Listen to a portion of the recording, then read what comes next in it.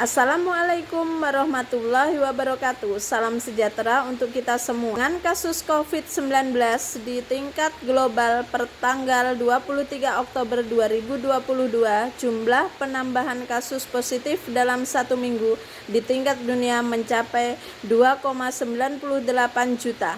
Di Eropa, Jerman dan Perancis menjadi negara dengan kasus tertinggi, yaitu lebih dari 500.000 dan 300.000 kasus baru dalam satu minggu.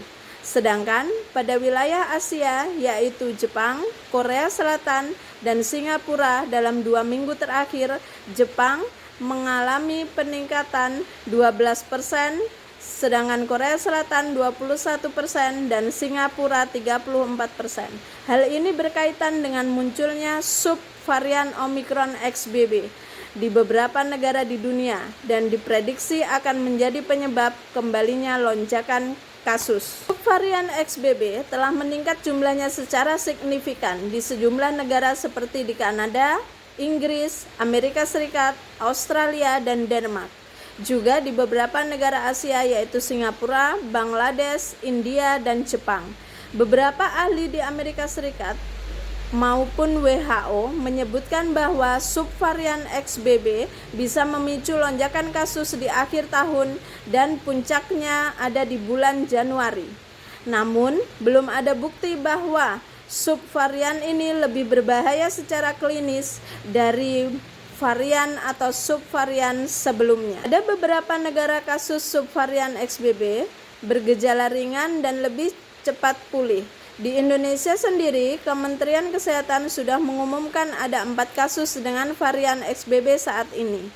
Dibandingkan dengan beberapa negara lain di Asia, Indonesia masih menjadi negara dengan penambahan kasus mingguan yang lebih rendah, dengan angka 14.000 kasus dalam satu minggu. Angka ini jauh lebih kecil dibandingkan dengan Jepang yang mencapai 200.000 kasus. Namun kewaspadaan perlu ditingkatkan, mengingat dalam 4 minggu terakhir terdapat kenaikan kasus positif mingguan di Indonesia sebesar 17% kasus aktif harian, sebesar 11% dan kematian yang masih lebih dari 100 kematian setiap minggunya. Kenaikan kasus yang terjadi di Indonesia saat ini belum dapat ditentukan apakah merupakan akibat dari subvarian XBB, namun ancaman varian terbaru tetap ada di tengah kasus yang relatif rendah. Maka dari itu perlu diingatkan oleh masyarakat bahwa tanggung jawab terbesar dari pencegahan COVID-19 ada pada diri masing-masing. Kesadaran untuk menjaga kesehatan, penerapan hidup bersih dan sehat atau PHBS, dan tetap memakai masker, serta rajin mencuci tangan menjadi kunci agar kenaikan kasus tetap rendah. Menyambung hal tersebut, Satuan Tugas Penanganan COVID-19 akan mengkolaborasikan pentingnya mengedepankan tanggung jawab pribadi serta kolektif sebagai langkah utama Indonesia untuk siap menuju endemik, situasi pandemik dengan dinamika virologi COVID-19 yang terus bermutasi, mulai dari varian Alpha, Delta, sampai dengan munculnya subvarian Omicron XBB yang terbaru. Terus bermutasinya virus COVID-19 berdampak pada masyarakat yang rentan, mudah sakit, dan mengurangi produktivitas.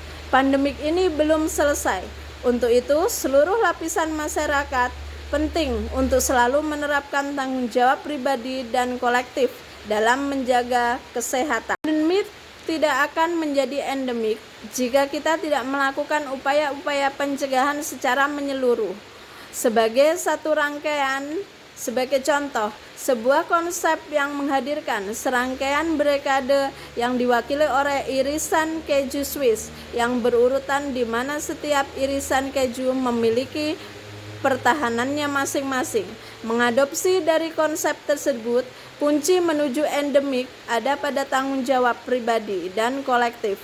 Tanggung jawab pribadi yaitu taat akan protokol kesehatan, tidur dan istirahat yang cukup, aktif berolahraga, mengkonsumsi makanan sehat, dan tetap bahagia, dilengkapi dengan tanggung jawab kolektif, yaitu vaksinasi, taat kepada kebijakan pemerintah, dan semangat gotong royong, akan menghasilkan lapisan perlindungan yang kuat dan tidak tertembus, sehingga dapat mempercepat langkah kita menuju endemik.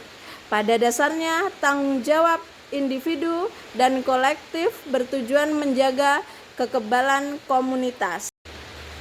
Hasil dari survei terbaru menunjukkan antibodi masyarakat di Indonesia telah mencapai 98,5%, meningkat dari survei sebelumnya. Hal ini harus dipertahankan bahkan ditingkatkan untuk mewujudkan endemik.